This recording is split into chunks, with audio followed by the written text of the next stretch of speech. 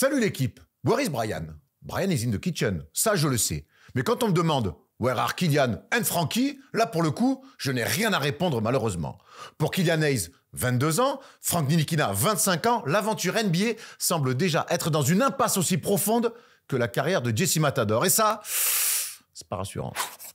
Je n'irai pas jusqu'à mettre des affiches dans les boulangeries et sur les poteaux de tout mon quartier, comme je l'avais fait pour mon chat Drogba disparu il y a peu, mais je reste quand même tout aussi inquiet. Depuis leur lettre de licenciement par leur employeur, aucune trace, mais alors aucune trace des deux meneurs de jeu français. D'habitude, oui Charlie, je suis plutôt pas mal, mais là je dois dire que je suis largement battu. Alors c'est quoi la suite? Attendre un hypothétique rôle secondaire dans une triste équipe NBA et rester dans le confort de la grande ligue en prenant des miettes de biscotte? Ou alors carrément aller se relancer ailleurs et montrer quel joueur vous êtes réellement? Car j'en suis convaincu, vous êtes des bons joueurs et vous méritez mieux que ça. Parfois les gars, il faut savoir se mettre en danger pour se relancer. C'est tout le mal que je vous souhaite.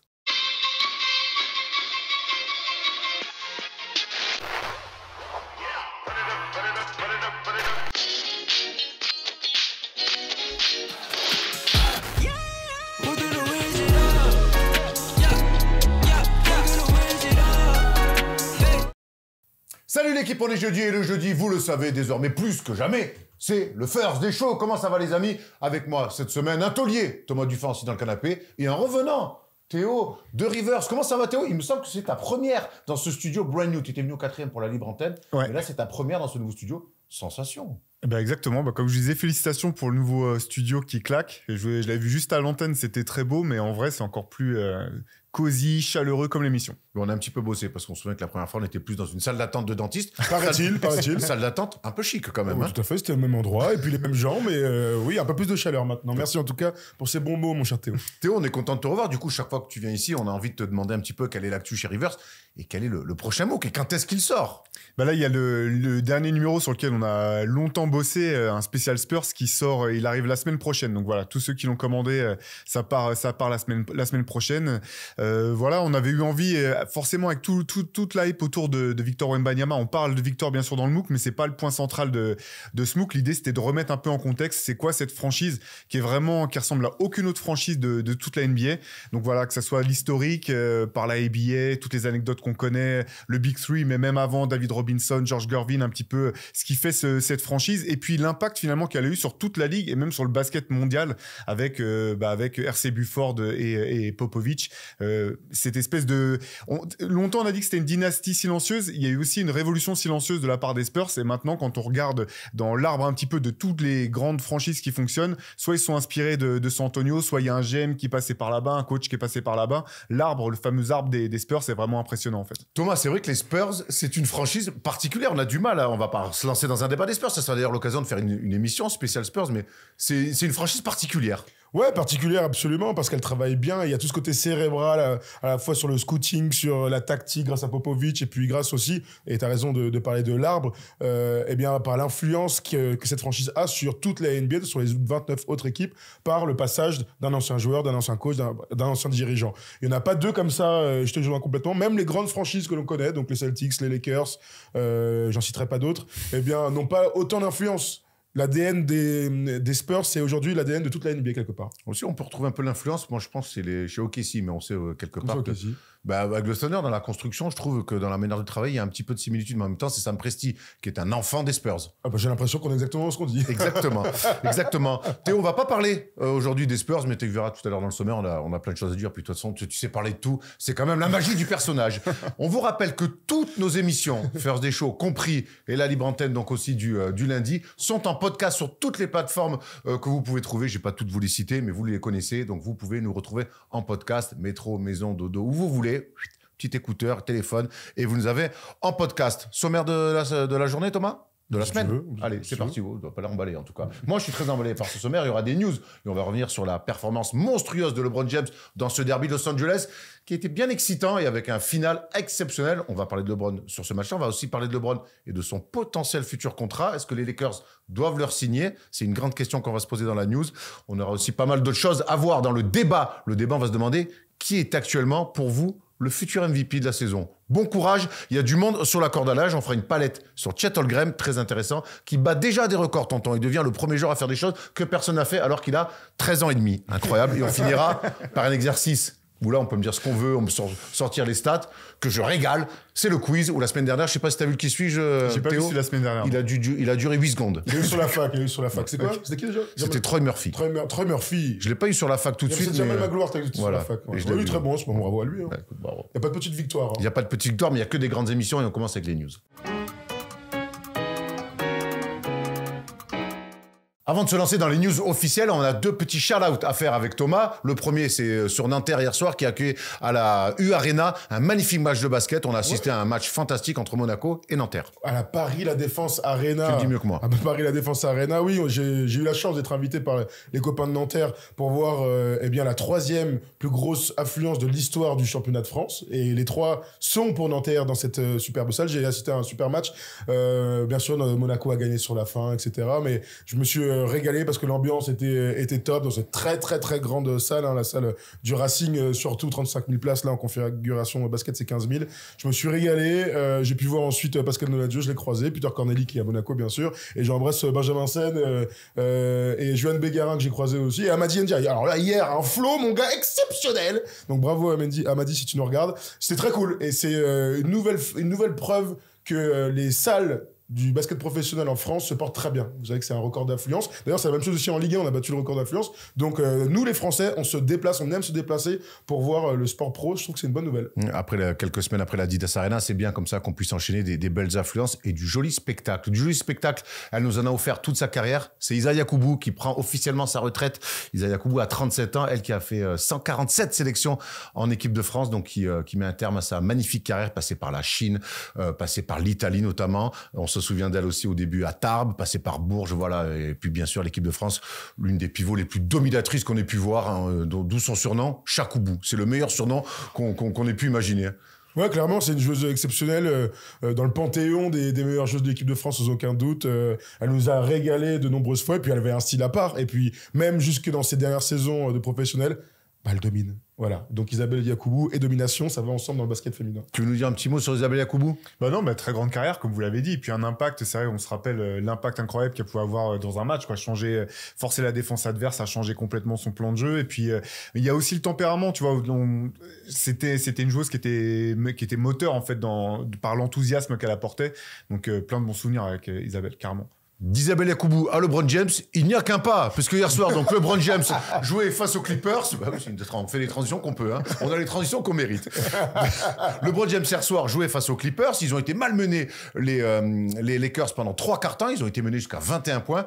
Et puis LeBron James a sonné la fin de la récréation, Thomas. Incroyable. Ouais, ils sont menés de 21 points sur la première action en fait du 4e quart. Cam Reddish va mettre un tir et puis là LeBron, il a un coup de chaud, gotesque, tout simplement, un enchaînement de 3 points fantastiques. En plus, moi j'aime bien dire que quand il y a un mec qui a un coup de chaud, c'est ce que je préfère dans un match. J'aime bien les crosses, j'aime bien les dunks, j'adore même les buzzer beaters, tu vois. Mais il y a rien de mieux qu'un mec qui enchaîne 3, 4, 5 paniers en 3, 4, 5 minutes. Donc là, LeBron a complètement inversé la tendance et puis en plus les Lakers ont gagné à la fin. Je sens que LeBron sur la fin il fatigue un petit peu, il rate et tout, mais il a ce coup de chaud exceptionnel. Bravo papy, 39 ans. Il en a encore dans les jambes, hein, papy quand même. Non mais c'est incroyable. T'avais l'impression que c'était un peu personnel quand même, qu'il avait pas envie de perdre dans ce derby là. Je sais pas, j'ai senti bien rageux. Et j'ai vu tu parles de papy, j'ai vu une stat complètement folle.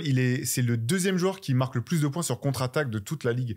Il galope, hein. Il est encore vélo. De toute façon, sa vélocité, elle est quand même assez exceptionnelle. Ce que j'ai bien aimé, c'est que quand LeBron est à droite, de toute façon, c'est un joueur intouchable, on le sait depuis sa saison rookie. Ce que j'ai bien aimé, c'est qu'il y a eu des systèmes pour lui. Il a mis des tirs en transition. Il y a eu des systèmes, ces espèces de flare pick là, Jackson comme Hayes, ça, dans le dos où il était attrapé, shooté. Ils sont allés le chercher et il l'a dit dans l'interview d'après-match. Il en a dit, on a été disciplinés dans le jeu, on est allé chercher des situations à nous. Et j'ai trouvé que finalement pour les Lakers, c'était une des phases de jeu qu'on voyait assez peu finalement. Ouais, c'est clair, du crédit à une équipe qui a inversé la tendance grâce à un seul homme et puis qui s'y est mis ensuite, à raison, tactiquement et puis défensivement aussi, parce que les Clippers faisaient un gros match jusque-là. Il y a toujours cette suprématie de toute façon de la ville de Los Angeles. Les Clippers dominent les dernières années. On rêve tous d'avoir enfin une série de playoffs, enfin. Bah écoute, tous les ingrédients, ils seront en tout cas avant le déplacement des Clippers dans la nouvelle salle. Vous avez vu hier les stats de LeBron James, et avec ces stats, LeBron James n'est plus qu'à 40 points des 40 000 points en carrière. Rien que ça. On va assister à ça, je pense, d'ici, 2 matchs. Il est capable de faire un, il est capable. C'est possible que le prochain Faire des Shows jeudi soit un hommage, donc... un nouvel hommage. Un nouvel hommage aux 40 000 points pour la première fois de l'histoire d'un joueur NBA qui aura mis 40 000 points ou plus dans sa carrière. C'est quand même assez incroyable. On reste avec LeBron James, puisque donc il a hier régalé, mais il est dans des rumeurs aussi en ce moment. Il sera en fin de contrat cet été. Il aura une player option qu'il va certainement décliner. Et donc s'ouvre tout le champ des possibles. Théo, il pourrait re-signer 2 à 3 saisons, mais il demanderait 60 millions la saison. Alors la question qu'on s'est posée hier d'ailleurs dans Clutch, c'est de savoir est-ce qu'il faut re-signer LeBron. Il y a plusieurs visions là-dessus. Avant d'avoir ta réponse, je vais avoir celle de Thomas, mais il va pas te la dire là, il va te la dire là. Qu'est-ce qu'elle veut, Ginny? Elle veut, à un moment donné, qu'Anthony Davis, qui a 30 piges, 31 ans, soit associé à des mecs qui peuvent le faire gagner, et ça peut arriver d'ici 1 ou 2 ans au vu de ce que fait Anthony Davis, ou être l'apport de sortie de la NBA du candidat crédible du GOAT. C'est pas du tout les deux mêmes chemins. Moi, si j'étais en décision, je dirais, je veux qu'on gagne. Nous sommes les Lakers. LeBron est passé chez nous. Bravo. D'ailleurs, ce sera le deuxième endroit où il sera resté le plus longtemps dans sa carrière. Voire, ce sera même, s'il reste encore un petit peu, l'endroit où il sera le plus resté dans sa carrière. C'est fou, hein. Bravo. On est content, LeBron. Merci. Et on va te mettre tes 2 numéros en haut. Tu nous as fait kiffer. Mais nous, on est les Lakers. On gagne. Et là, aujourd'hui, ils ne peuvent pas gagner. Alors Théo, toi, qu'est-ce que tu penses de cette situation? C'est la vision sportive, la vision marketing, un peu des deux? Qu'est-ce qu'on fait? Moi, ce que je pense, c'est que vu l'historique des Lakers, si les Lakers ne voudront pas être l'équipe qui n'aura pas donné suffisamment d'argent pour que LeBron finisse sa carrière chez eux, ils lui fileront son argent, ils lui fileront autant d'argent qu'il demandera. C'est comme ça qu'ils ont toujours fonctionné. On se rappelle du dernier contrat signé par Kobe, on s'était dit, mais c'est absurde, ils pourront pas gagner avec un Kobe à ce salaire-là.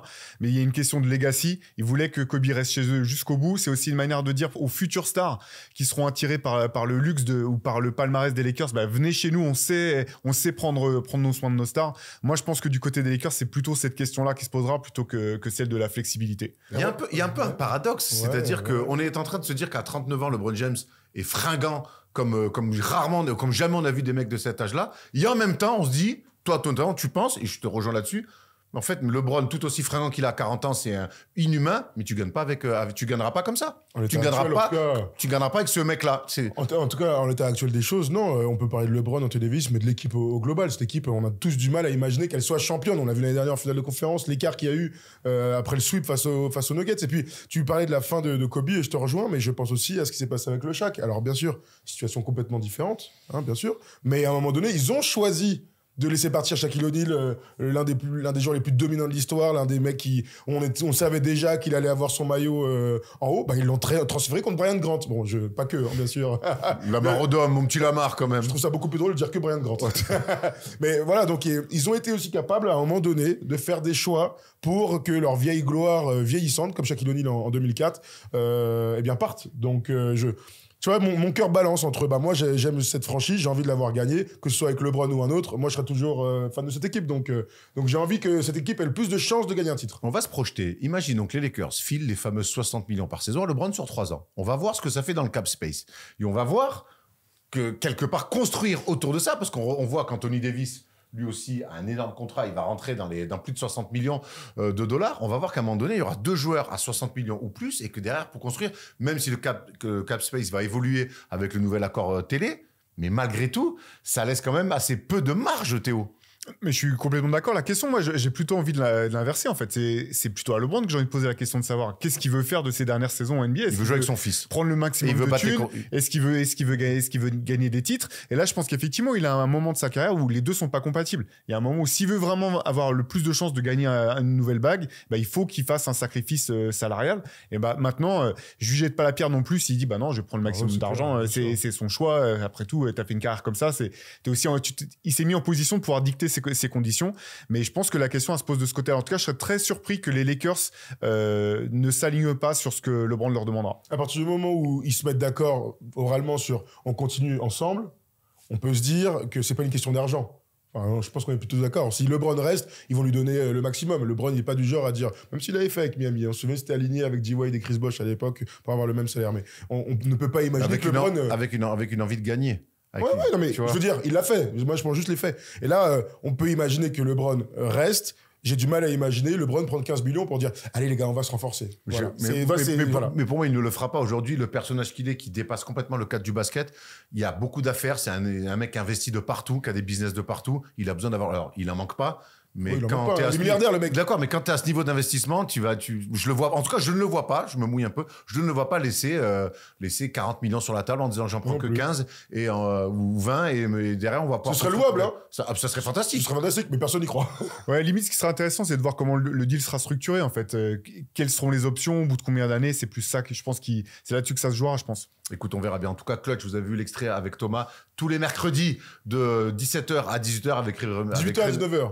18h, 19h, c'est bon, parce qu'on part à 17h, 18h, 19h avec Rime et Referchon, on se fend la poire à chaque fois et on se tire la bourre sur le JDE. D'ailleurs, Winamax, vous savez, c'est un des partenaires importants pour nous et on a des choses à vous offrir avec Winamax, regardez. Toi qui aimes le sport, tu sais que depuis longtemps, tu peux utiliser tes connaissances pour gagner de l'oseille. Si tu aimes le basket américain et même tous les autres baskets, eh bien ça se passe chez les copains de Winamax. En collaboration avec Wina, nous avons cette offre de bienvenue avec le code FT10 et le lien en description. Lors de ton premier dépôt, tu es automatiquement remboursé jusqu'à hauteur de 100 € et on t'ajoute même 10 balles en bonus. Et comme toujours, c'est strictement interdit aux moins de 18 ans et surtout, c'est pour s'amuser. Allez, bonne chance mon ami.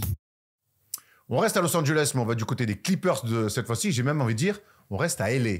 Parce que les Los Angeles Clippers ont changé de DA et dans leur nouvelle DA, ils veulent plus qu'on les appelle les Los Angeles Clippers, mais les LA Clippers. Nouvelle salle à la rentrée. Il y aura aussi donc une nouvelle DA, le retour du maillot rouge. Ça se bouge beaucoup, Thomas, côté Clippers pour la saison prochaine. Et on est plutôt ravis, en tout cas, de voir cette DA plutôt réussie, ce qui n'avait pas été le cas lors de la dernière en 2015. Hein. Ouais, absolument. Couleur France, couleur Russie. Peut-être avec ce bleu un petit peu plus... On va rester sur la France, alors. Hein. Bah, c'est pas notre bleu, ça, en tout cas. Mais oui, en effet, ils ont décidé, là, en cours de saison, d'annoncer leur nouvelle identité graphique. Des beaux maillots. Franchement, c'est très réussi. Tout le monde est plutôt dithyrambique sur les maillots. En plus, quand tu vois les superstars comme ça, l'idée des Clippers, c'est bien sûr de se différencier de ce que font les Lakers. C'est d'arriver à créer un engouement autour de cette franchise, d'enfin être au niveau de la franchise qui domine depuis toujours à Los Angeles. Et donc, il y a ce logo, allez, pas qui fait parler, mais les maillots sont très beaux, tout est magnifique, les couleurs sont très belles, mais on comprend pas trop pourquoi il y a un voilier. Alors, on a compris que le Clipper était un voilier, bien sûr. À 3 mains. Mais, ouais, plutôt, regarde. Voilà, j'ai l'impression que c'est un truc pour faire des grandes croisières. C'est une rose des vents. Tout à fait. C'est une rose des vents. Et aussi oui, c'est ça. Voilà. Après, ça fait un peu la croisière s'amuse. Oui, et puis à Los Angeles, c'est plutôt Miami, je sais pas. Bref, voilà, c'est le seul truc qu'on pourrait dire, mais sinon, ça marche très bien, c'est très beau. Hein. T'en dis quoi, Théo? Moi, j'aime pas du tout le logo. Ah. Je trouve le logo petit bateau, là, j'ai pas du tout kiffé. Petit bateau je comprends. Je comprends la logique, effectivement, c'est en rapport avec le nom et l'origine de l'équipe, mais dans le logo, je suis pas fan. Les Lakers n'ont pas un lac dessiné dans leur logo, quoi. Et, sachez qu'ils ont sondé la fanbase pour changer le nom Clipper. Ils ont dit non. Et ils ont dit non, on est attaché à ça. Donc, moi, j'aime bien quand même quand il y a ces allers-retours avec ceux qui sont les premiers intéressés, donc les fans. On rappelle les Los Angeles Clippers. Les Clippers sont à Los Angeles depuis 1984. Ce qui est intéressant aussi dans cette DA-là, au-delà du sportif, c'est qu'ils se sont inspirés de ce qu'a fait le PSG. Ils ont dit que, par exemple, il y a plein de gens dans le monde qui portaient le maillot du PSG sans savoir que le PSG est une équipe de foot française, française oui, mais sans savoir que c'était une grande équipe de foot européenne. Et c'est ce qu'ils veulent faire par rapport à la fanbase à Los Angeles qui est pro-Lakers, et ça sera très dur d'inverser la tendance. En fait, ils veulent, tous les touristes qui viennent à Los Angeles, ils veulent les récupérer. Et donc, ils prennent complètement le contre-pied d'une politique marketing locale en prenant un truc plutôt international. Je trouve le move plutôt smart. Je trouve la comparaison et l'inspiration que le PSG intéressante quand on voit ce qui est devenu la marque PSG dans le monde. C'est normal de décliner ce que font les meilleurs, hein, bien sûr. Il y a un vrai en marketing, hein. On parle de marketing là ou des sportifs parce que oui, je te confirme. En tout cas, ça va être intéressant la saison prochaine de voir les Clippers dans une nouvelle salle avec une nouvelle DA et peut-être enfin, parce que c'est vrai qu'on en parle, peut-être enfin avoir une vraie rivalité entre les deux, même sur la manière de travailler. On demande que ça, nous en tout cas. On veut une série de playoffs. On peut parler autant d'entour. Ils ont raison de bosser. On est à New York. On veut des playoffs. On est à New York. On a demandé est-ce qu'il y a une vraie rivalité entre les Nets et les Knicks. Je pense que tant que t'as pas voire 2-3 rivalités de playoffs. Par contre, une suffit, hein. Une peut suffire. hein. Une bagarre, et puis c'est bon, voilà, on est royal au bar. Attends, c'est ça le basket, non? Parfait. Lui, il est pas dans la bagarre, mais il est plutôt dans les grandes filoches. Toi qui disais que ce que tu préfères au basket, c'était les coups de chaud. Je Les suis coups de servi sang. cette semaine, Erwan. Ah ben là, Je suis servi, Max hein. Strus, cette semaine, il a régalé dans la victoire in extremis, au buzzer même, face à Dallas, victoire 121-119. Max Strus a sorti ce panier exceptionnel. C'est le deuxième panier le plus long de l'histoire depuis que la ligne à 3 points a été mise en NBA en 79-80. Oh là, mais quel tir. Et Théo, on est sur ce tir d'exception. On en a parlé hier dans le Draft It que vous pouvez retrouver sur le YouTube NBA Europe et sur le NBA ID. Donc j'ai envie d'avoir ton avis là-dessus. Prière exaucée. Non, c'est magnifique. D'autant que c'est pas vraiment. Des fois, tu dis, ouais, c'est vraiment un coup de chance, mais là, il était chaud bouillant dans le 4e quart-temps. Il met 15 points en 5 minutes et met 3 points. Et j'aime beaucoup quand même la présence d'esprit d'Evan Mobley qui aurait pu simplement balancer lui-même le ballon tout de suite en disant il reste 2 secondes. Non, il se retourne vers le mec qui est le plus chaud. Il prend son shoot là, qui a une distance 17 mètres, je crois, un truc comme 18 ça. mètres, ouais, je crois. 18 mètres, Ouais. c'est ça. Donc, distance complètement folle. Et puis, juste la ficelle. Après, j'aime beaucoup Max Strus. Franchement, il m'a fait tellement rêver avec Miami la saison dernière que ça me fait soulèves un plaisir. truc. Mérité. Tu Ouais, soulèves t'as un raison. truc très intéressant, c'est ce qu'on a dit hier dans Undrafted, c'est le retour de passe d'Evan Mobley. C'est qu'en fait, il sait que ça reste un shoot très lointain, mais au final, ça reste toujours mieux que ce soit Max Strus plutôt que Evan Mobley. Et même pas, ça lui traverse l'esprit, c'est passe et retour de passe. Ouais. Et je trouve, mine de rien, ça peut paraître pas grand-chose, mais en fait, ça change tout. En plus, la passe, elle est bonne, il est dans le rythme. Et quelque part, il contribue vraiment à la qualité du tir de Max Strus. Bon, après, le talent fait le reste, mais t'as raison, j'aime bien souligner ça, ce petit retour de passe assez incroyable. On aime tout ça. Ouais, franchement, c'est un moment magnifique. Puis c'est toujours mieux quand c'est à domicile. Hein. Le public qui explose, Ouais, c'est clair. les coéquipiers qui te sautent dessus. Ça, c'est des moments quand même dont on va se souvenir longtemps. Et t'as raison de dire que c'est pas un shoot de chance, quoi. J'ai vu un gars qui a une forme de tir, tac, et on a tous ceux qui jouent au basket, là, tous, en fin d'entraînement, vous avez tenté de battre les coéquipiers. À Malakoff, on le faisait tous les mardis, d'essayer d'être le meilleur sur le milieu de terrain. Tom et Jérém le font quand on va à la Hoops Factory. Tout le monde fait ça. Bon, bah là, lui, il l'a fait en match. Et ça comptait pas pour une canette, ça comptait pour un match NBA. Exactement, parce que nous, c'était le jeu du rookie, il fallait Tout à ramener fait. des bonbons le jeudi. Bon, c'est un autre délire. Tu parlais que les gens lui ont sauté dessus à Max Strus après son panier. Lui, personne va lui sauter dessus, au moins jusqu'à pendant un mois. C'est Trae Young qui est blessé. Saison très compliquée sportivement pour Trae Young. Il n'a pas été All-Star en plus, on s'en souvient. Et donc, il est blessé au doigt, déchirure du ligament, 4 semaines avant réévaluation. On parle même, certains disent que ça pourrait, pourquoi pas, on aurait peut-être vu le dernier match de Trae Young avec les Hawks. Ouais, bah c'est en fait finalement les Hawks c'est fou, vous avez dû voir cette stat complètement folle là sur les 1500 derniers matchs, ils en ont gagné 750. Donc c'est l'image même de l'équipe qui prend pas de risque, Elle est tiède. qui est tiède, qui est toujours à l'endroit où tu veux jamais être, c'est-à-dire dans le ventre mou du championnat, qui joue jamais pour rien. Belle bedaine, hein, les Hawks. sur 1500 matchs, c'est un truc de malade quoi. Et en fait bah, là ils ont une opportunité Il manquerait peut-être plus de qu'il voir. signe, pardon, il manquerait plus, je la blague, parce qu'il manquerait plus qu'il signe Harris des Sixers. Comme ça, au moins, tu sais, dans le chat. Tobias Harris. Tobias Harris. C'est clair. Non, ce serait bien.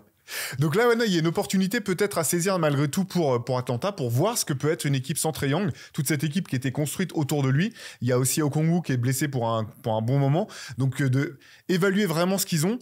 Et parce que, enfin voilà, cette équipe, je comprends toujours pas la direction. Il y a un moment, il va falloir faire des choix, que ça soit. On s'attendait à ce que Murray soit tradé à la deadline. Finalement, ça n'a pas été le cas. Là, après, il y a des rumeurs qui entourent Trae Young, potentiellement les Lakers, etc. Depuis un bon moment. Les Spurs aussi. Donc on ne sait pas ce qu'il en est. J'espère que Atlanta va profiter vraiment de ces 4 semaines pour prendre des informations, voir un petit peu ce qui fonctionne, ce qui fonctionne pas, anticiper, et que derrière il y aura des choix qui seront faits. T'as raison quand tu dis qu'Atlanta est une équipe de ventre mou, mais Atlanta, mine de rien, pour moi, ils ont des assets. Ils ont du matos sur la table et ils ont des choix à faire. Ils vont devoir faire. C'est là vraiment qu'ils vont devoir faire des choix. Trae Young, il est là depuis longtemps. Il a fait des choses très bien. Il y a eu cette finale de conférence qui finalement ils n'ont jamais confirmé. Ils ont essayé ce truc avec Dejounte Murray à 2 que je trouvais intéressant, qui n'a pas vraiment marché, sans dire que c'est un méga flop. Ça n'a pas vraiment marché. Ce que je vois, c'est que il y a un mec comme Dejounte Murray qui, sous la pression des rumeurs de trade, a été excellent. Qui depuis que Trae Young est blessé est de nouveau excellent. Quand je dis excellent, c'est patron et clutch. Il y a peut-être un truc à repenser autour de lui sans Trae Young. Moi, c'est comme ça que je vois les choses côté Atlanta. Bah, c'est évident et c'est pour ça que je suis très curieux d'avoir le ressenti des fans d'Atlanta. Donc n'hésitez pas à nous dire, vous, dans les commentaires. Mais moi, de mon point de vue extérieur, oui, ça y est, on y est à la fin de l'ère Trae Young chez les Hawks. J'ai envie de le voir ailleurs. Parce que j'ai envie de le voir associé à d'autres joueurs. Tu as parlé des Spurs. Bon, là, ce serait vraiment, pour Victor, ce serait fantastique. Aux Lakers, on peut en discuter. Mais j'ai envie de le voir dans un autre endroit, avec une autre organisation, pour voir si tout ce qu'on disait de lui, donc un mec qui fait des stats, un mec qui a été brillant sur un round de playoff, mais qui est jamais vraiment All-Star parce qu'il défend pas, il est petit. Enfin, tu vois, tout ça dans un autre environnement, soit on verra sa vraie valeur, soit il va un petit peu baisser en termes de réputation, et ça permettra très clairement à cette équipe des Hawks de se libérer. Alors, je sais pas si c'est un poids, mais en tout cas, d'un truc qui marche Sous-jacent. Ouais, un truc sous-jacent. Parce que c'est pas la première fois qu'on parle d'un départ de Trae Young. Dejounte Murray est arrivé. Ils l'ont, le meneur de jeu, pour faire quelque chose après. Et pour Trae Young, tu peux avoir plein de choix de draft, tu peux avoir plein de jeunes joueurs. Bref, ça paraît évident qu'à l'intersaison, Trae Young doit partir de cette équipe de Hawks. C'est ce que je disais, ils sont pas à poil les Hawks, quoi. Ils vont avoir le choix, il va falloir qu'ils réfléchissent bien, mais qu'ils anticipent. T'as raison Théo de dire ça. Là, ils ont un mois sans Trae Young, peut-être même jusqu'à la fin de saison, et que là, tu peux commencer déjà à bosser et anticiper des semaines de gagner. C'est toujours ça de prix quand tu veux créer un nouveau collectif. Non, c'est clair. Mais Trae Young, de toute façon, je pense que c'est un des joueurs les plus clivants peut-être de toute la ligue. Et en fait, c'est fou parce que j'ai l'impression qu'à un moment, on en faisait tellement autour de lui qu'il était clairement surcoté. Et maintenant, on en devient presque sous-coté. On oublie quand même tout ce qu'il apporte sur un terrain. C'est 10, le gars. Voilà, avec une qualité de passe qui est hors norme. Donc c'est. T'as raison. Voilà, mais là, effectivement, ça fonctionne pas. Enfin, je vois cette équipe telle qu'elle est construite, je vois pas où elle va. Donc je pense qu'il faut qu'Atlanta fasse des choix, quoi. On va suivre en tout cas les futurs choix d'Atlanta et la future destination. Pourquoi pas aussi de Trae Young qui pourrait donc, pourquoi pas, bouger cet été. On a fait le tour des news. On va se lancer dans le débat. Et ça, c'est pas n'importe quel débat. C'est qui est le MVP pour l'instant de la saison. Bon courage. Trae Young.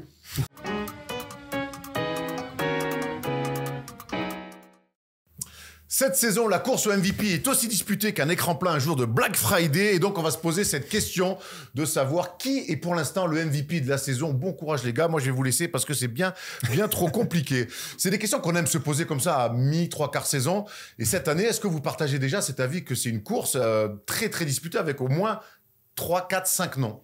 Ouais, je pense qu'en plus ça va être disputé jusqu'à la toute fin de la saison et que il y a des tendances qui peuvent encore s'inverser d'ici la fin de l'année, je pense. Ouais, je te rejoins complètement. Un peu à l'image de l'année dernière où la course entre Jokic et Embiid et Giannis, qu'on peut toujours ajouter dans cette course, a été serrée jusqu'à la fin. Il y a tellement de choses à raconter entre storytelling, des mecs confirmés, des mecs en devenir et un mec surtout qui s'est pété, qui aurait sûrement dû l'être. Justement, on va commencer par lui parce que ça va être le grand absent de ces débats de fin de saison. On avait quand même envie d'en parler parce que on a l'impression qu'avant qu'il se blesse, Joel Embiid, pour le coup, lui, il avait tué déjà la course au MVP. On voit ses stats, c'était monstrueux. Il avait mis 70 points avant que Luka réponde avec des 73.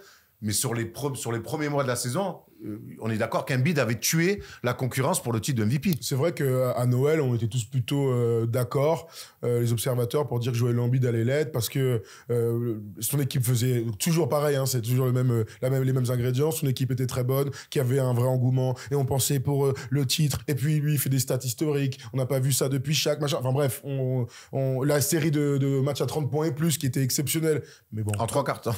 Oui, en plus en 3/4 temps. Bon, bah, il est blessé. Écoute, on va devoir faire sans lui. Tu sais, à un moment donné, c'est un peu ça. C'est je suis déçu. Enfin, mon mec, il est blessé. On peut rien faire d'autre. Donc, tant pis pour Joël qui aurait pu faire un doublé. C'est comme le mec le plus marrant du groupe qui finalement vient pas à l'enterrement de vie de garçon de ses potes, tu vois. Et donc, ça va manquer un petit peu. Il va manquer dans les débats. C'est un petit peu ça. C'est un petit peu ça. C'est incroyable ça. Mes gars des métaphores m'ont compris. un petit mot, Théo, toi, sur Joel Embiid, avant qu'on aille sur ceux qui sont toujours en course. Début de saison incroyable de Joel Embiid. Moi, énorme surprise de la part des Sixers. On en avait parlé un peu quand j'étais venu vous voir la dernière fois. Je les imaginais pas du tout rebondir comme ça. Par contre, c'est vrai que moi, j'attendais de voir sur la durée parce que pour être le MVP, il faut que ton équipe puisse compter sur toi. Et Joel Embiid, ça reste toujours son talon d'Achille. On s'attendait pas à une blessure aussi grave, bien entendu. Mais malgré tout, je sais pas s'il aurait pu maintenir ce même rendement sur la durée et même sans rentrer dans le débat autour du nombre de matchs minimum à jouer pour pouvoir être considéré pour. T'es OK avec ça, toi? 5 matchs? Pas vraiment en fait.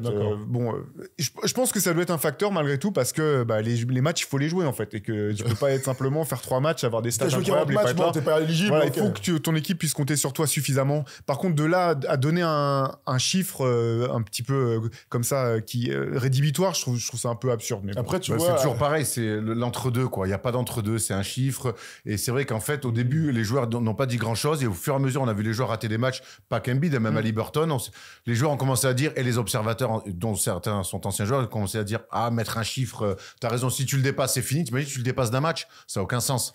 Et même au sein d'une même franchise, imagine le mec qui est bien parti pour être MVP, qui commence à avoir un pépin de santé ou un truc comme ça, et sa franchise dit non, faut que tu te reposes, et il dit non, moi je veux être MVP, je risque de rater le. Tu vois, c'est toutes ces questions-là que je trouve un peu gênantes. Je pense qu'il faut laisser les votants avoir l'intelligence de prendre en compte ce facteur-là, quoi. Okay. Donc, du coup, on va quand même s'intéresser à ceux qui sont toujours en cours. J'ai envie qu'on commence par son concurrent direct, notamment ces 2 dernières saisons. C'est Nikola Jokic, qui fait une saison, encore une fois, extraordinaire et qui fait un retour de All-Star Game monstrueux. Il est à 4 triple-double d'affilée. Alors hier, il a été un petit peu moins dans les points, mais ça a quand même validé son triple-double. Il a déjà été 2 fois MVP. Il est champion en titre. Il est MVP des finales. Le meilleur joueur du monde. Je vous présente Nikola Jokic. C'est le meilleur joueur du monde actuellement dans la meilleure équipe. Voilà, c'est ce qu'on peut dire. Il est logiquement, et jusqu'à ce qu'il ne faiblisse pas dans sa carrière, il sera logiquement parmi les favoris. Je pense qu'il n'y a pas trop de doute à ça. Et il n'empêche qu'il y a eu un moment donné où ils ont un peu perdu des matchs, où Jamal Murray était absent, et puis on s'est dit, il cruise. Bon, là, il cruise plus. Ils se sont remis bien d'aplomb, les Nuggets. Et comme de par hasard, lui, dans le collectif, est exceptionnel. Alors, je dis comme de par hasard, évidemment que c'est pas un hasard. Il est fantastique et il allie des performances sur le terrain magnifiques avec des stats qui restent en tête. Voilà, quand tu fais 30, 15, 15, 30, 15, 15, 30, 16, 14, enfin, on ne parle que de ça le lendemain quand nous on se réveille. Donc c'est logique qu'il soit, avec son expérience, le palmarès très récent et sa saison, le MVP suivant, tu vois, après Embiid. Ça me paraît évident. Théo, quand on le voit, on dit c'est lui le collectif, mais c'est un mec qui magnifie le collectif en mettant 30 pions tous les soirs. C'est quand même ça la folie du personnage. Ouais, il fait jouer tout le monde, il est bon passeur. Oui, d'accord, il met 30 tous les soirs aussi. C'est la folie du personnage. C'est incroyable. Ouais, honnêtement, pour moi, c'est le MVP pour moi cette saison. Je pense que l'an dernier, c'était aussi le MVP potentiellement. La course s'est jouée jusqu'au bout. En fait, ce qui m'a gêné, je pense que, Joel Embiid n'a pas du tout volé son trophée de MVP l'an dernier. C'est pas du tout ce que je dis. Ce qui me gênait un petit peu, c'était les raisons pour lesquelles certains ne voulaient pas voter pour Jokic quand on entendait des choses du genre mais il a encore rien montré en play-off, alors que c'est un trophée de saison régulière, et puis derrière, il fait des play-offs monstrueux. Ou l'autre truc qui est quand même sous-jacent, toujours de dire, mais est-ce qu'on le met vraiment dans la même catégorie que des mecs qui ont gagné 3 MVP de suite et tout de suite est dans les catégories. Parce que moi, pour le coup, je suis plutôt là-dedans. Je pense que quand t'es 3 fois MVP, et alors que t'es pas champion, ça veut dire quelque chose. Enfin, je veux dire, du coup, ça, comment dire, ça, oui, mais je vois ce que tu veux dire. 3 MVP, moi, c'était un des arguments. Moi, c'était un des arguments. C'est intéressant ce que tu dis. C'était un des arguments l'année dernière que je dis. Je fais, si on le file à Jokic, et t'as raison, il aurait pu le mériter. Il le méritait peut-être. Mais ça veut dire qu'entre Jokic et Embiid, il y allait avoir 3 MVP d'écart. C'est sûr qu'il n'y a aucun des deux qui est champion, qui fait finale NBA avant qu'on le décerne. Non. Je trouvais ça un peu dur. Je comprends, mais au bout du compte, je pense que les gens sont pas prêts à voir où il se situera quand il aura fini sa carrière, Jokic, quand on fera les top 10 des panthéons des joueurs all-time. Pour moi, il sera très très haut. Et moi, je trouve, vu sa domination depuis sur les dernières saisons, ça m'aurait pas choqué du tout qu'il en prenne un 3e de suite. Cette année encore, il est incroyable. Et tu dis, il cruise pas. Ce qui est fou avec les Nuggets, c'est que j'ai l'impression qu'ils sont quand même. Je dirais pas qu'ils sont en mode cruise, mais ils ont gagné leur titre. Ils ont pas la volonté d'éclater une équipe par 40 points, en fait. Eux, ils veulent juste gagner ils gagnent de 2, de 4, de 6, peu importe. On passe au suivant et puis on attend les playoffs. Et je pense qu'ils ont encore une marge de progression en playoffs qui peut vraiment les rendre extrêmement dangereux. Moi, j'ai l'impression, surtout avec ce garçon-là, et moi, je te rejoins un petit peu, j'ai envie d'en faire mon MVP, même si à Noël, c'était un autre garçon dont on va parler juste après, c'est que quand il se met en mode, quand ça devient sérieux, quand on se rapproche des échéances importantes, quand il veut faire passer un message, en fait, il est inarrêtable. Voilà, quand Nikola Jokic comprend l'importance du moment, en fait, et on l'a vu l'année dernière en play-off, on l'a vu en finale, en fait, personne ne peut le battre. En 1 contre 1, sur du bugne à bugne, dans le match-up, et même par son équipe. Et c'est en ça, moi, que j'ai envie d'en faire mon MVP. Il me donne vraiment cette sensation de, quand il est en mode, et il l'est très souvent, il est tout simplement inarrêtable. C'est le seul en NBA pour toi ? Parce que moi, son concurrent direct, je peux te dire la même chose. Alors sur son concurrent direct, puisque Nikola Jokic, on en parle assez souvent, et on a fait plutôt le tour. Alors sur son concurrent direct, et dites-nous dans les commentaires si pour vous c'est son concurrent direct, mais on a l'impression c'est Shai Gilgeous-Alexander qui pour le coup, lui, c'est un petit peu l'opposé. C'est la première. Là, on l'a vu évoluer avec OKC, mais là cette année, il s'installe clairement comme un vrai potentiel MVP. Ça serait un scandale pour personne. Mais c'est surtout la surprise de son équipe et c'est surtout le statut que cette année, il est en train de se créer, Shai Gilgeous-Alexander, qui nous bluffe. Ouais, absolument. L'année dernière, il fait une saison exceptionnelle. Il est au NBA First Team. Donc déjà, ça veut dire que c'est le meilleur sur son poste l'année dernière. Donc déjà, la bascule, déjà pour nous, mentalement, fallait la faire pour comprendre, ça y est, il fait partie du gratin des meilleurs joueurs. Là, ce qui nous permet de le mettre concurrent numéro 1 de Nikola Jokic pour le titre de MVP, bah, c'est son bilan, quoi. Le bilan de cette équipe qui a qu'une seule victoire de différence avec Minnesota, donc 42-17 Minnesota, 41-17 pour OKC. C'était tout à fait inimaginable. Toi, tu les avais mis top 6. Ce qui était déjà magnifique, top 6. C'était une évolution. Magnifique. Pour moi, j'avais mis play-in. C'était déjà très bien. Ils avaient fait play-in l'année dernière. Pour moi, il y avait une évolution naturelle parce que c'est une équipe qui progresse. Là, pour le coup, c'est vrai qu'ils sont en avance. Je ne vais pas dire qu'ils surperforment.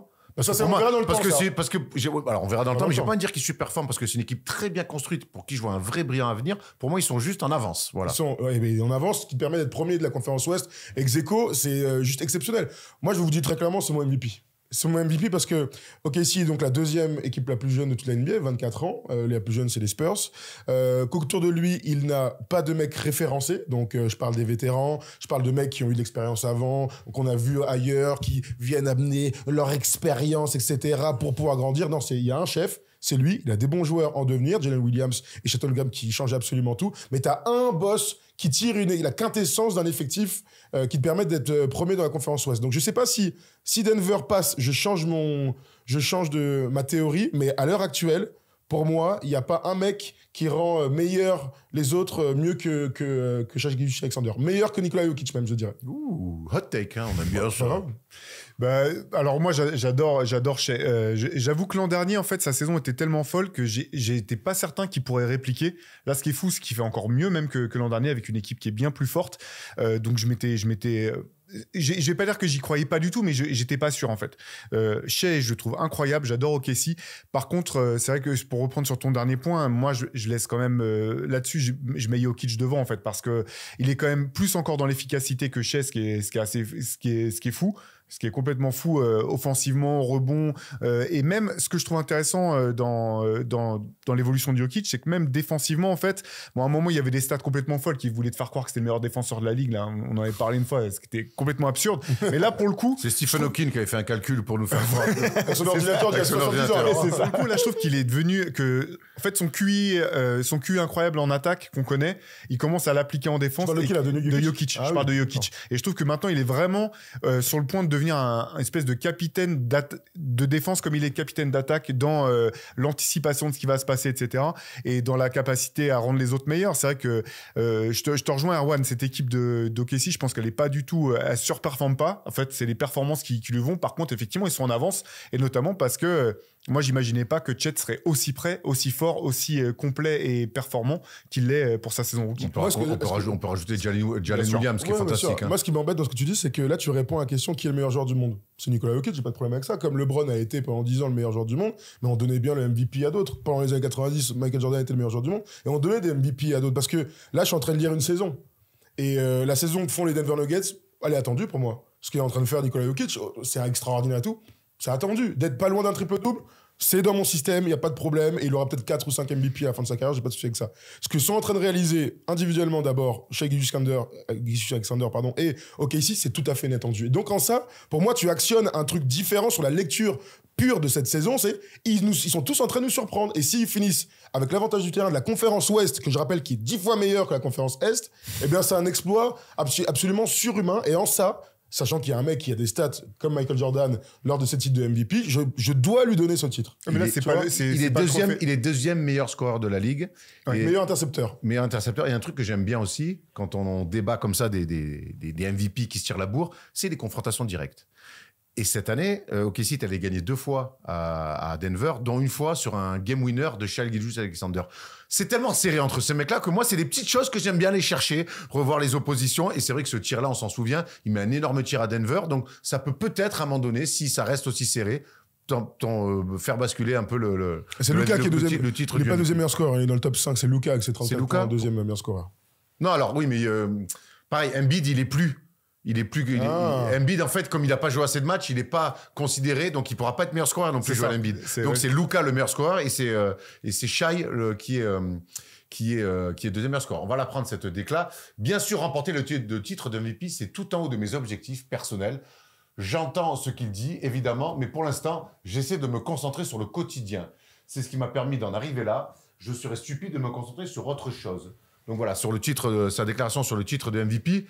Moi, j'aime bien ces déclats, certes, mais quand on est à ce moment-là de la saison, que tu fais une saison comme ça et qu'on se rapproche de plus en plus de mi-avril, forcément, tu l'as un petit peu en tête. Ça veut pas dire que tu vas changer ta façon de jouer ou tu vas forcer, mais forcément, on y réfléchit.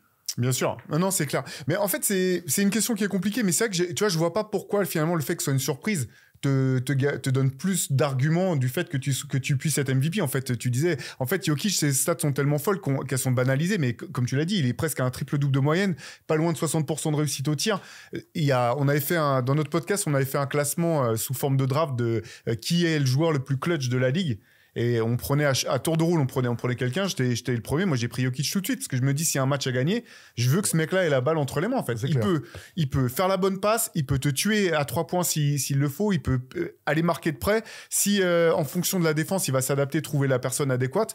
Donc, effectivement, la question de meilleur joueur du monde, meilleure saison, c'est pas forcément la même question. Hein. Là, je te rejoins là-dessus, Thomas. Mais j'ai l'impression que pour Jokic, c'est un petit peu les deux, sachant que Shai, si à la fin de la saison, il continue comme ça et qu'il est MVP, comme l'an dernier, je vais pas créer au scandale du tout. On parle de deux mecs qui sont MVP comme chaque année. Ils sont toujours 2-3, on connaît, bien sûr. Ça fait longtemps maintenant que vous suivez l'NBA. Quand est-ce qu'il y a eu un MVP où on a crié au scandale? On a crié au scandale. Ça remonte un peu, mais il y en a eu. Ça remonte un peu, il y en a eu, mais ça remonte. C'est les dernières années.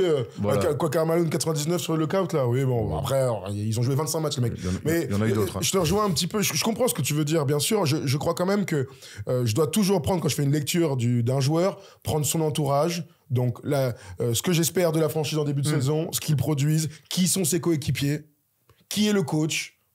Enfin, la différence de l'environnement entre Nikola Jokic, où ils sont au top du top de leur potentiel en ce moment, on l'a vu l'année dernière en playoff, et la différence avec OKC, où ils sont au tout début de leur histoire, vraiment. Il y a 2 ans, il n'y a pas un mec qui était soit en NBA, encore moins 15 points par match autour de Shai. Donc, moi, je mets beaucoup de crédit à cette équipe de nobody à 2 ans, entre guillemets, sans leur faire offense, qui sont aujourd'hui en train de truster la première place. Tu vois, je comprends ce que tu dis sur il faut jamais être rassasié de ce que fait Jokic, ce que ça t'aime me dire, et je suis entièrement d'accord avec toi. Mais en fait, Jokic, on s'en fout qu'il soit MVP. J'ai envie qu'il soit champion une deuxième fois. Ça, c'est un autre débat. Non, mais c'est mes attentes vis-à-vis des Nuggets. Vous pouvez avoir les vôtres, mais en tout cas, moi, mes attentes, elles sont pas là. Qu'il soit pas MVP, ça va rien changer. En plus, il va jeter le trophée de MVP dans la cage dans la ferme, là. Alors que Shai, il va être content. Je te connais, t'es trop fort. Personne n'attend. Moi, j'attends pas que Nikola Jokic soit MVP. Moi, ce que j'ai envie de voir, et dans l'histoire, pour moi, c'est notre goal, c'est de faire un back-to-back. C'est là, moi, c'est plus ce que je vais attendre. Après, moi, dans la lecture de la saison, oui, t'as raison, il est 2 fois MVP. Oui, il est champion NBA en titre et MVP des finales. Et on va l'attendre ailleurs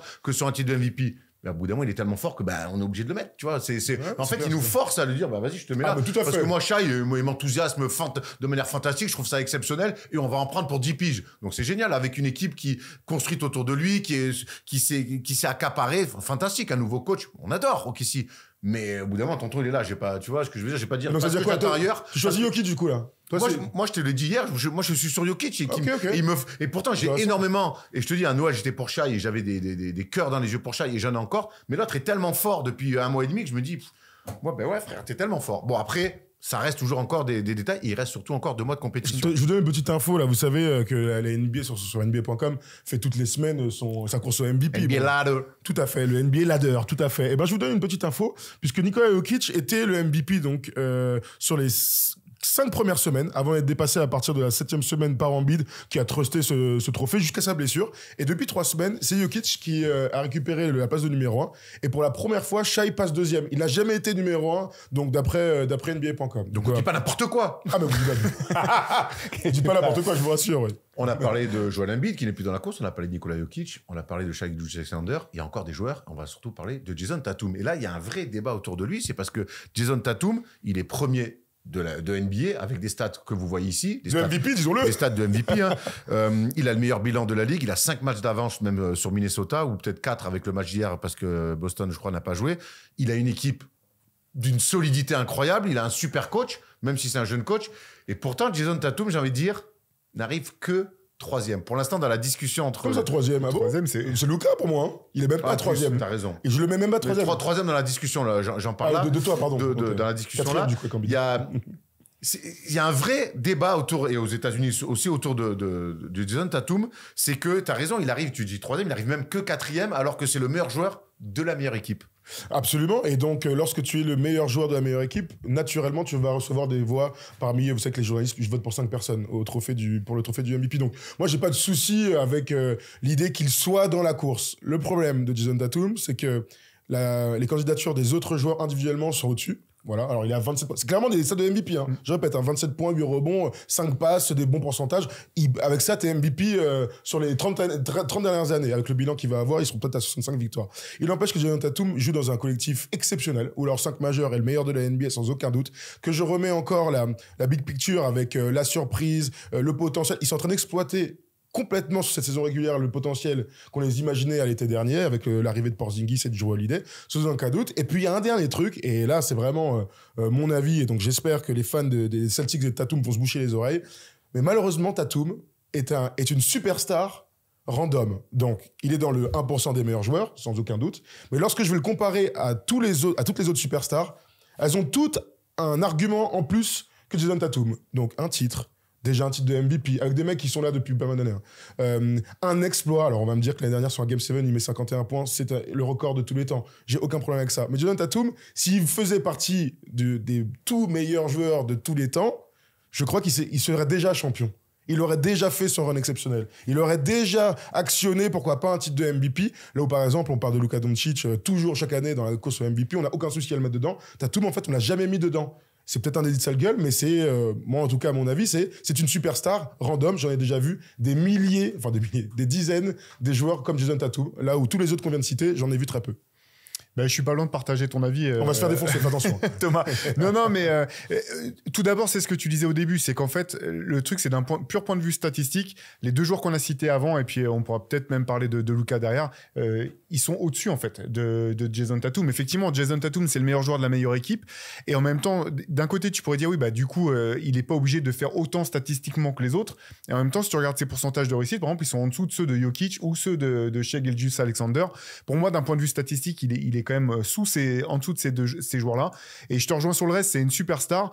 Peut-être que ça va être enfin son année où en play-off, il va atteindre j'ai l'impression qu'il est à la limite depuis 3 ans, qu'on attend qu'il passe un cap, et c'est quelque chose qui est un peu intangible, en fait. Je peux pas mettre le doigt dessus précisément, de dire qu'est-ce qui lui manque, mais j'ai l'impression quand même qu'il lui manque une petite chose pour faire partie de la discussion des plus grands, ou du moins cette saison pour le trophée de MVP. Donc moi aussi, je le placerai derrière les 2 dont on a parlé, et puis derrière Doncic aussi. 4e au MVP l'année dernière et 6e en 2022. Donc, quelque part, il y est dans ces discussions malgré tout. Mais je vous rejoins sur le fait, et on va prendre cette déclaration parce qu'elle est intéressante. Et quelque part, il essaie de se défendre lui aussi de ce que vous lui reprochez. Et pour moi, tout ça, c'est corrélé. Je n'ai pas la moyenne de points par match des 3 ou 4 favoris. Donc déjà, tu vois, il se met pas dedans. Mais je pense que les votants sont assez intelligents pour comprendre la dynamique de notre équipe. Ça, c'est la méthode Thomas Dufond, on appelle ça. Je dois marquer un peu moins certains soirs, mais j'ai tout de même de l'impact de bien des façons pour m'assurer qu'on gagne chaque soir. Et pour le coup, c'est vrai qu'il s'assure que chaque soir, en tout cas régulièrement,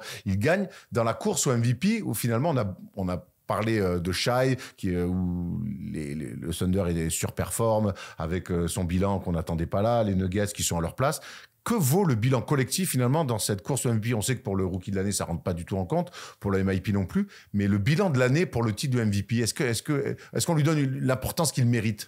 Bah oui, je pense, sauf saison historique type Westbrook, triple-double, 6e, tu donnes le MVP, mais parce que c'est une saison historique. Bon, j'ai pas de problème avec ça. On récompense toujours les équipes qui sont top 3, top 4 de leur conférence. Donc forcément, tu dois avoir une très bonne équipe, pas une bonne équipe, une très bonne équipe. Ils ont la meilleure équipe de basket. Bah, la meilleure équipe de basket, elle est récompensée par quoi? Un titre de champion.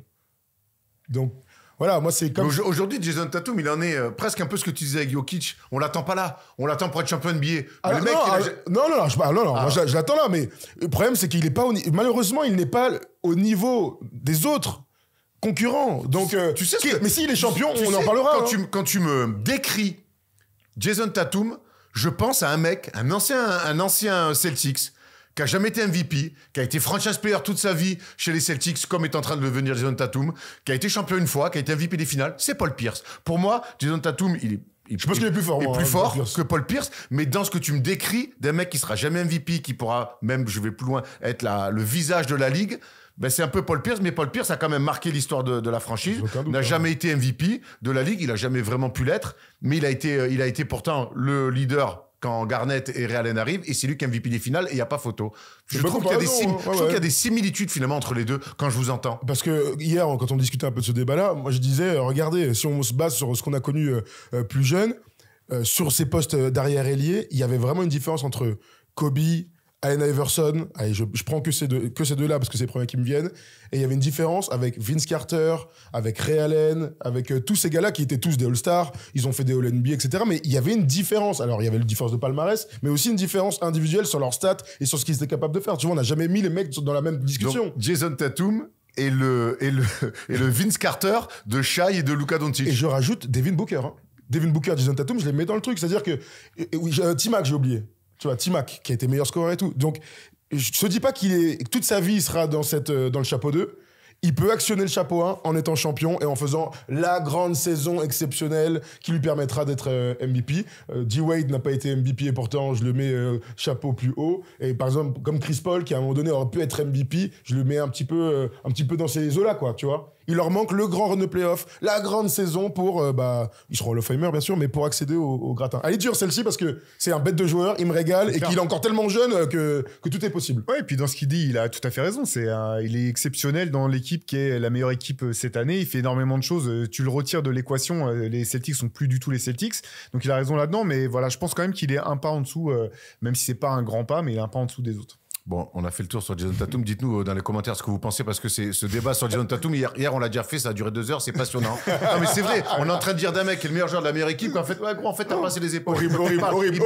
Et il fait 28-8-4. Okay. Il a fait 4 finales de conférence dans sa vie, il a déjà fait une finale NBA, elle est dure. Moi, 28-8-4 au Celtic, je veux bien pas avoir les épaules, frérot. Messieurs, il est temps qu'on parle quand même de Eldon, le don. Luka Doncic. Luka Doncic donc qui a fait un match donc à 73 points. Ça compte aussi d'avoir la meilleure perf dans l'imaginaire, de se dire oula, attends, il a mis un vrai statement, et les 73 points à Atlanta ont marqué les esprits. Forcément, ce qui marque les esprits aussi, c'est 34,4 points, 8,8 rebonds, 9,7 passes, et surtout un Luka Doncic qui ne cesse de progresser depuis qu'il est rookie. Ses stats quasiment chaque année, ça évolue, que ça soit à la stat, au point, au rebond ou aux passes. Il va finir à 45 points, c'est ça que tu es en train de me dire, en 3 ans? Ouais, à un moment donné, ça va un peu se réguler, j'espère. Je sais pas, ils sont combien de la conférence? Tu peux pas avoir une inflation chaque année avec Luka Doncic. Ah bah écoute, pour l'instant, en tout cas, on est dans la bonne direction. Ils sont combien les...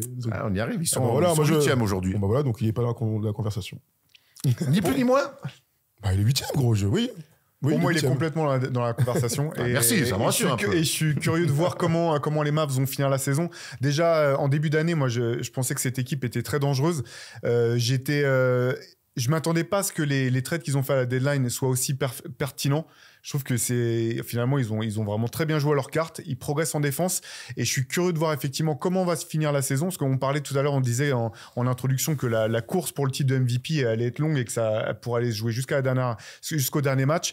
Et je pense que Luka est dans l'équation lui aussi. Là, ses stats, elles sont folles. En fait, ce que je trouve fou, c'est l'efficacité. On voit ses pourcentages de tirs à 3 points, à 2 points. Enfin, dans le global, plus les passes, plus les rebonds. Ça n'a vraiment aucun sens. Et cette équipe de Dallas, là, je pense qu'elle est vraiment en train de progresser à vitesse grand V. J'ai jamais été un fan du tout de Kyrie Irving, mais là je trouve que l'association avec Luka, elle est incroyable. Ils sont incroyables, et en ce moment ça se passe très bien. C'est vraiment l'équipe que personne ils enlèvent des points d'interrogation, les deux là, sur leur entente, hein, sur ce qui se passe. Par contre, Luka, alors les stats, pour le coup, il n'y a pas de débat pour savoir si c'est des stats de MVP, mais là, je te rejoins. C'est qu'à un moment donné, tu peux pas, à un 8e bilan à l'ouest, peu importe les stats. Ils sont 7e. Ils sont 7e? Tant mieux, moi, ça, ils sont 7e. Ils ont gagné hier contre. Non, pas contre. Moi, j'ai 8e sur ESPN, mais après. Fais attention, il faut aller sur NBA. Sur League Pass. 7e, ESPN, c'était la page ouverte d'hier soir quand je me suis endormi. Pardon, c'est la seule page que tu as laissée ouverte? Oh merde! Bien vu, Thomas! Je laisserai plus l'ordinateur à mon papa. Je pensais à Netflix, calme-toi. C'est ça. Il s'est regardé Griselda, il s'est régalé. 7e, 8e, peu importe. Oui, peu importe. Honnêtement, Westbrook avait été MVP avec un bilan d'OKC, il était 6e déjà. Mais il y avait l'histoire, parce qu'il avait été en triple-double. Honnêtement, avec un bilan en 7e à l'ouest, même avec des stats monumentales, parce que 34 points par match, et ce qu'on a vu tout à l'heure, c'est exceptionnel. Une pointe à 73, fantastique. Mais pour moi, si tu as un bilan pour aller en play-in, tu peux pas être MVP. Et c'est toute le paradoxe avec Luka Doncic. Est-ce qu'il fait une saison individuelle de MVP? Oui. Est-ce Mais que c'est plus est-ce que ça. Eh ben voilà. Mais voilà, le truc, c'est que ces stats avont pas beaucoup changé d'ici la fin de la saison. Par contre, le classement de. Le bilan, je suis assez d'accord. Donc du coup, d'après toi, moi je pense quand même qu'on doit faire le MVP de la saison et pas le MVP du dernier mois du coup. Il y a un moment donné, vous vous souvenez quand ils sont dans le début de saison, ils sont très très hauts. Ça marche jamais comme ça. Bah oui, enfin. La dernière ligne droite, En tout cas, si j'avais la un dernière vote- ligne droite, c'est comme un Mario Kart. J'ai l'impression qu'elle compte triple. Ah mais tout à fait, ça je suis d'accord avec toi, elle compte triple, mais c'est pas pour autant que je dois effacer le reste. Ce que je dis, c'est qu'au début de la saison, il avait été très bon et que son équipe avait gagné des matchs, donc il était légitimement parmi les favoris au MVP. Voilà. Bah, aujourd'hui, ils le sont pas. Dans 3 semaines, on peut en discuter. À l'heure actuelle, je vois même limite Tatum, tu vois, pas loin d'être devant. Je comprends. Ils se tirent la bourre tous les deux. Tout dépend effectivement si on dit qui est le MVP aujourd'hui et qui on voit être MVP en fin de tout saison. à fait. Tu vois, moi, c'est plus là-dessus que je pense que Luka est complètement encore dans la discussion. D'accord, ça Et me va. effectivement, par contre, je vous rejoins sur le fait que le classement, c'est même pas forcément le classement, c'est les performances de l'équipe. Parce que l'année où Jokic prend son premier titre de MVP, je crois, où il y a ni Jamal Murray ni Michael Porter Jr. Le dernier mois, il est exceptionnel. C'est t'as déjà raison. une performance en soi Ouais, de t'as porter une équipe comme ça aussi haut, même s'ils sont pas dans les 4 premiers de leur conférence. Donc c'est pour ça que je vous rejoins sur l'importance des résultats de l'équipe remis en contexte. Ah, donc t'es en train de me dire que Shai est MVP alors du coup, parce que là tu me remets avec les. Mais quel ce qui se vendeur. passe- C'est ce qui se passe Mais autour quel de vendeur lui, d'aspirateur, en cours ce de jeu-là. saison. Non mais pour Jokic la première saison et tout, il est MVP.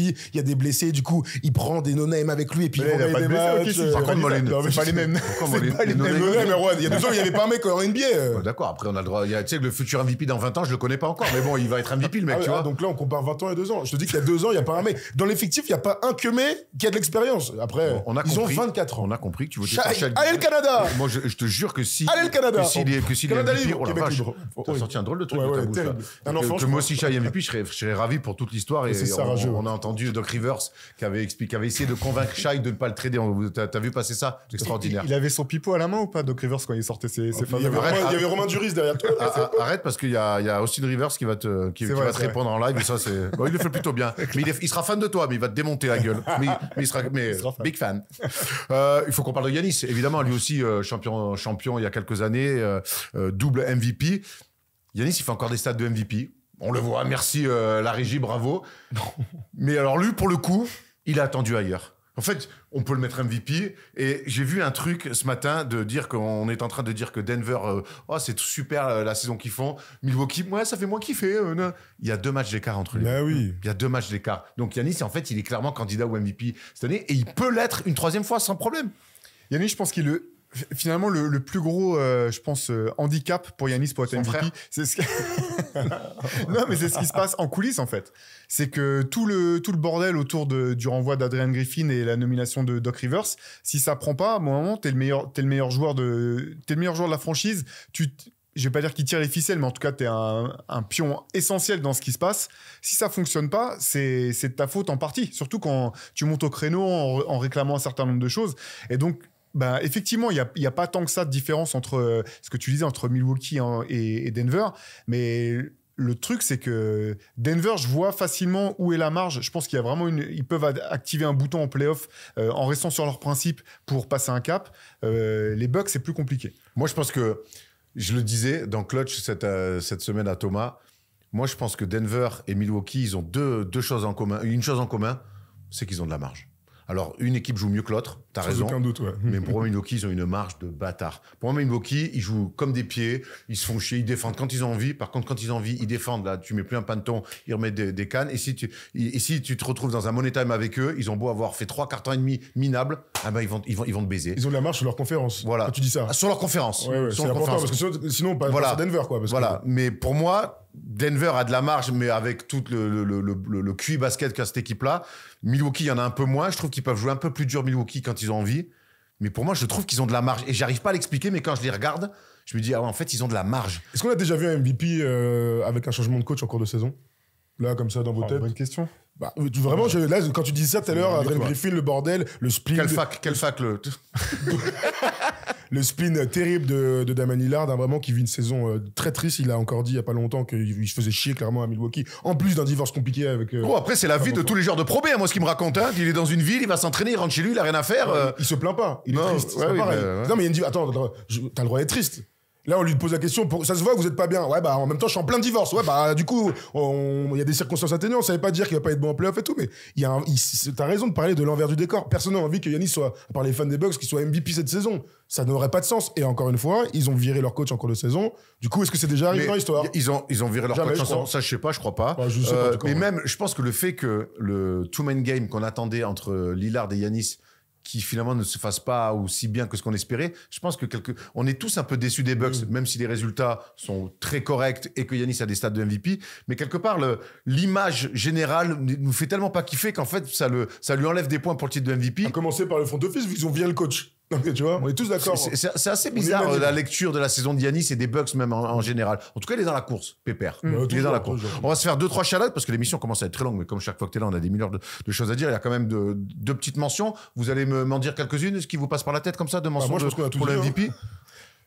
Bah, je pense que ceux-là sont vraiment au-dessus. Bah ouais. Non, ça, c'est le premier chapeau. Il y avait qui d'autre que Ça, tu c'est voulais le dire premier chapal, mais il y a toujours deux, trois bah chapeaux. Anthony Edwards. Anthony peut-être. Edwards, moi j'ai quand même Oui. envie de dire son nom. J'ai Anthony envie de dire Edwards. Donovan Mitchell aussi. Ouais, ok. Alors, encore une fois, c'est un deuxième chapeau, c'est des mentions. Hein. Attention les gars, Anthony Edwards quand même. Alors pareil, on est Le meilleur joueur de la meilleure équipe Voilà, de l'Ouest. Le meilleur joueur de la Ouais. meilleure équipe de l'Ouest. Et avec pareil, lui aussi, je pense, un charisme, il dégage quelque chose, Anthony Edwards, qui me fait kiffer. Lui, il le sera joueur MVP, j'en suis quasiment persuadé. Parce que chez certains joueurs, on va pas ranimer le débat, mais on voyait qu'on parle des fois de pas les épaules et tout. Lui, j'ai l'impression qu'il a tout. Il a pas que les épaules d'ailleurs. Hein. Écoute, on verra. Il a Ce sera pas cette saison en tout cas, mais pourquoi pas dans le temps. Il a le galbe. cuissard bien rempli, si tu vois ce que je veux dire. Oh la vache. J'ai envie de Donovan Mitchell parce que les Cavs sont deuxième quand même de la conférence Est, et je trouve que par rapport à la claque qu'ils avaient pris en playoff l'année dernière, ils ont parfaitement rebondi. Il y a eu beaucoup de blessés cette année chez les Cavs et Donovan Mitchell, il a fait le taf. Il a vraiment fait le taf, donc il mérite une petite mention. S'il y a d'autres joueurs qui méritent des mentions, n'hésitez pas à les citer dans les commentaires. Nous, on va passer tout de suite à la palette. Une palette sur Chet Holmgren. On s'en fout, on assume l'erreur, je devais faire les commentaires. On vous a redemandé, ça faisait longtemps qu'on avait oublié, l'avis de la communauté. On vous a fait... oui, j'avais oublié, j'étais trop pressé. Je reçois des messages pour dire que l'émission, elle est trop longue. On vous a redemandé, comme les saisons passées, quel était votre avis sur le favori du MVP cette saison. Et à plus de 43%, c'est Shai Gilgeous-Alexander et Nikola Jokic qui suit, Luka Doncic en 3, et on imagine que les autres, on met Jason Tatum derrière. On est à peu près dans ce qu'on s'est dit, les gars. J'ai l'impression que la communauté est tout à fait intelligente. Hein. Je pense que... Alors, on va relancer cette très bonne habitude qu'on avait de prendre vos commentaires, en plus de vous poser des questions. Et on va commencer avec un commentaire qu'on va vous lire à haute voix. C'est Seb Aubre. Vu les bilans cette saison, je ne vois pas comment tu peux être MVP avec moins de 65% de victoires. Ah, il est sur les bilans collectifs, c'est intéressant. Donc Lucas saute pour moi, il nous rejoint là-dessus. Les stats purs et pourcentages, pour moi, ça fait sauter Tatum et Edwards entre SGA et Jokic. Meilleur bilan OKC plus défense SGA. Plus 30 points de moyenne. Tu m'as pris pour un mathématicien. 30 points de moyenne. Au-dessus. Donc SGA MVP. Donc il est pour. Par contre, les mathématiciens qui font maths sup, arrêtez avec vos trucs. Non, arrête. Moi, j'ai arrêté l'école en CE2, donc je comprends rien. Donc il est pour Shai Gilgeous-Alexander. Comme LeBron entre 2009 et 2014, Jokic est clairement le meilleur joueur du monde. Et chaque saison est tellement hallucinante qu'il méritait d'avoir 4, 5, 6 MVP de suite. SGA est constant, fort, des deux côtés, patron, mon vote, Jokic, mais je vois SGA l'avoir pour la nouveauté. Ça se tient aussi, on aime la nouveauté. On aime beaucoup la nouveauté aussi. Moi, j'adore chaque fois qu'il y a un nouveau MVP parce que ça le classe, parce que t'es quand même dans une table. Pourquoi tu rigoles? Parce que ça m'a passé une super blague, mais que je te dirai après. Très bien. Qu'est-ce qui est meilleur que... Ah, troisième commentaire, mais c'est très dur de travailler dans ces conditions. On en a que deux. Ah, c'est deux, bah voilà. On a que deux Il y avait belles. beaucoup, sachez qu'il y avait beaucoup de réponses. Et vous donc nous on régalez, remercie. vous nous régalez Merci à tous. sur les réseaux sociaux.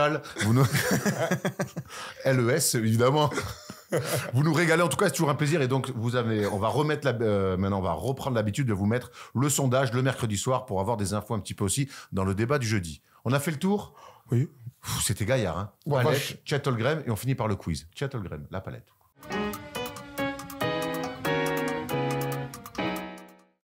Il est jeune et pourtant c'est le premier joueur de l'histoire à avoir fait 100 tirs à 3 points et 150 blocs dans une saison. Et c'est pas fini. Et c'est pas fini, évidemment. Ben merci. Je rajoute que Victor va le rattraper bientôt. Eh. Mais bon, je dis ça. Donc, si un joueur fait ça, forcément ça mérite une palette à Toto. Allez, palette, on y va tout de suite parce qu'il nous reste plus que 4 minutes. Non, il n'y a pas de temps, mais on va quand même accélérer un petit peu. Chet Holmgren, bon joueur. Thunder. Oh, attention, il y a MVP dans l'équipe. Regardons la première action, c'est contre... on va commencer avec un match contre les Rockets et on va s'intéresser donc aux contres et aux tirs à 3 points, vous l'avez compris. Oh, il est beau ce contre. On va se la refaire donc en palette. Shuttlegram est là, poste haut, à défendre sur son adversaire direct. On va venir poser un écran là avec Fred VanVleet qui tient le ballon et on regarde toujours le positionnement et la vision qu'il a sur le jeu, ce bon vieux Chet. On y va, pick and roll. Le dribble de Fred VanVleet est toujours en edge, comme on aime bien dire, notre ami Shuttlegram. Il garde la distance pour essayer de gérer deux joueurs. C'est clairement ce qu'il y a de plus difficile, encore plus quand on fait 2m10. La petite passe à terre de Fred VanVleet dans le timing. Et là, c'est tout ce qu'on aime. On vous remet le petit ralenti. Shuttlegram est grand, Shuttlegram saute haut et Shuttlegram a un super timing. On a mis cette petite animation qui me régale. C'est pas le nuage magique de Sangoku. Et donc, un énorme contre dans le deuxième rideau là pour ce bon vieux Chet. Ouais, moi, ce que j'aime bien là-dedans, c'est la vitesse. C'est-à-dire, c'est le placement, la lecture qu'il a. Et Léo l'a bien mis, le ralenti là, le rewind plutôt. C'est cette qualité de contrôler le meneur jusqu'au dernier moment et de revenir de recoller rapidement. Après, il a l'envergure qui va avec, mais je trouve qu'il est vite de pied quand même pour un grand. Ah, ça c'est clair. Ce que j'allais dire, ce qui est fou en fait, c'est sa vivacité d'appui, parce que quand tu regardes, il n'y a pas un moment où il va faire un très grand appui pour revenir. C'est tout le temps la largeur des épaules, quasiment comme ce qu'on apprend dans les écoles de basket. Et à cette taille-là, c'est complètement fou en fait d'être aussi mobile pour pouvoir revenir. C'est ce qui fait que derrière, il est complètement équilibré pour monter parfaitement droit. Et après, il sert de sa taille, mais sa vitesse de pied, elle est folle. Délié comme un ailier. Deuxième action, on y va tout de suite. Non mais c'est vrai, il est délié comme un ailier, notre ami. On reste dans le même match. Et là, on va se positionner de l'autre côté du terrain avec une attaque. Ça vous paraît simple, mais quand on fait 2m10, d'être aussi intelligent, c'est passionnant. On y retourne au début sur cette belle transition bien gérée par OKC. Jalen Williams à l'interception. Et de la course, on se projette vite quand on est un joueur du Thunder avec notre ami l'Australien et Shai Gilgeous-Alexander. Ça court. Et on va regarder le placement en toute tranquillité de notre ami Shuttlegram qui arrive en trailer. Ça va te rappeler des bons souvenirs à Malakoff, ça, Erwan. Un 3 contre 3 à jouer, enfin un 3 contre 4 plutôt à jouer entre les deux équipes. On va voir Josh Giddey faire une très belle passe main gauche et un énorme écart entre Sengun et Shuttlegram. Il arrive à l'opposé et ça, tous ses coéquipiers le savent. Quand il arrive tranquillou en trailer, c'est le meilleur moment pour lui pour qu'il pose ses appuis et qu'il envoie à 3 points. La défense est très loin et il va envoyer une énorme filoche. Ouais, mais ça, c'est une lecture, en fait. On se rend pas compte parce que ça se passe dès le début de l'action. La projection rapide du Thunder, c'est une équipe jeune qui court. Regarde, et ils vont aspirer toute la défense et même le défenseur de Shuttlegram qui est Sengun. Il a aspiré sous le cercle parce qu'il a pas regardé ce que faisait Chet. Et ben, du coup, l'autre lecture, il attend à 3 points. Ça, pareil, on sait que sur une transition, il y a toujours deux vagues. Il y a la première vague qui se projette très vite et puis il y a ce qu'on appelle le trailer. Et là-dessus, il est très fort. Dès qu'il attrape et qu'il attend de poser ses appuis, c'est filoche. T'as totalement raison parce qu'en fait, sur le tout début de l'action, on voit qu'il va pour partir en course. Il s'arrête littéralement en voyant qu'il y a déjà ses coéquipiers qui sont partis devant. Donc, il fait vraiment le choix conscient d'arriver en trailer. Et derrière, bah oui, il est face au cercle. À sa taille, de toute façon, tu peux pas revenir et le gêner vraiment sur la finition. Donc, c'est impeccable. On y retourne. On a 4 actions à vous montrer. Donc, on y retourne tout de suite. Cette fois-ci, c'est contre les Cavs et on retourne en défense parce que Chet est un incroyable contreur. Ça, c'est les comptes qu'on adore en NBA. On va revoir donc. Vous avez vu la projection derrière. Ça, c'est vraiment un truc délié pour ce bon vieux Chet. On est sur une remise ligne de fond donc des Cavs et on va suivre bien sûr le déplacement de Shuttlegram. Caris LeVert va récupérer la balle sur la sortie sur une balle lobée, comme c'est parfaitement indiqué. Bravo Léo. Hop, la petite passe. Il va jouer sur un contre 1 sur la main gauche, Caris LeVert, plutôt main droite, il est d'habitude. Et on va regarder, du coup, encore une fois, le déplacement et la science du déplacement, justement, de Shuttlegram. Pénétration, il est passé, notre ami Caris LeVert. Et là, dans le second rideau, il voit qu'il part sur un appui. Et encore une fois, l'apparition des nuages. C'est Tornade qui dépoule sur le terrain et c'est un contre magnifique. Au point de récupérer la balle. On aime ça, la Bill Russell. Victor en fait souvent en ce moment. Si vous êtes grand, je vous regarde vous, tous les petits. Si vous êtes grand et que vous contrez, arrêtez d'envoyer la balle comme au volet, récupérez, tac, et on relance, ça donne des points faciles. C'est le grand kiff de Georges Eddy, ça. Quand j'étais tout petit, il disait tout le temps, il disait souvent ça. Il disait, mais quand il y avait des grands matchs de volleyball dans les tribunes, il disait, mais garde la possession. Mais là, encore une fois, on voit, il défend sur 2 joueurs en même temps. Il est capable de garder son joueur et en même temps d'aller au contre. Et encore une fois, la vitesse de pied et son envergure fait le reste, mais il est intelligent dans les lectures. Plein de gens se disent, mais Rudy Gobert, meilleur défenseur. Voilà, c'est exactement ces lectures-là défensives que fait Rudy Gobert tout le temps. Absolument. On va sur la dernière action. Allez, c'est un dernier tir à 3 points, on se fait kiffer. On y retourne tout de suite avec Shuttlegram. Et une action qui va se terminer au même endroit, même si ça part de manière très différente. Un bon tir, tac. C'est un gars du catch and shoot, vous avez bien compris, le numéro 7 du Thunder. Donc, on est sur une attaque et ça se passe face aux Sixers de Philadelphie. Notre ami Lou Dort, là ici un fou canadien, va pénétrer sur sa main gauche. On va regarder le déplacement de Jalen Williams. le troisième Williams de l'effectif, qui va bien se déplacer à l'opposé et qui va partir main gauche. Et comme toujours, on va regarder ce qui se passe en défense d'abord avec Tobias Harris, qui est obligé de venir dans l'aide pour bloquer l'adversaire. Ça donne un grand espace à 45 points pour Chet Holmgren. Et encore une fois, les Gasconnais, ça fait 1 an et demi qu'ils sont ensemble, puisque Chet était un faux rookie, vous le savez, est un faux rookie, était déjà l'année dernière là-bas. Donc une bonne passe directe, il y a 2,50 m d'écart, et ça, c'est filoche. Il est très, très, très adroit sur le catch and shoot, vraiment, Chet Holmgren. Il shoot pas spécialement vite, même si face aux Warriors, on l'a vu mettre un tir fantastique sur du catch and shoot. Mais pour moi, encore une fois, c'est de la lecture. Il a 45, il bouge pas de l'attaque. Et c'est bien joué parce qu'il y a beaucoup de mouvements autour de lui. Et en restant au large comme ça, parce que c'est un très bon joueur pour créer du spacing, il cause un vrai problème à Tobias Harris, qui est obligé de faire un choix. Son choix, c'est d'aller aider sur Jalen Williams. Et ben derrière, il se crée l'espace pour mettre une filoche. Et encore une fois, dès qu'il peut mettre les mains, les appuis, ça tombe dedans. Mais de toute manière, l'attaque d'OKC est faite de polyvalence. Tout le monde est capable de poser un écran, tout le monde est capable de poser un dribble, et tout le monde est capable de Là, c'est Jalen Williams qui drive à 45 pour faire passe, drive and kick pour Chet Holmgren. Tout à fait. Donc, c'est la polyvalence de cette belle équipe. Et donc, Chet Holmgren est un joueur unique en NBA parce qu'il contre et parce qu'il tire à 3 points. C'est le modèle pour Lopez qui est taf avec les Bucks depuis plusieurs saisons. Bravo Chet, le concurrent un petit peu, même si la concurrence est plutôt saine. Et donc, on espère des grands matchs et des grandes séries de playoffs entre les deux. Donc, c'est le grand concurrent, évidemment, de Victor Wembanyama depuis qu'ils sont tout jeunes. On a fait le tour. Allez, on se fait le quiz où j'espère que Thomas sera meilleur que la semaine dernière.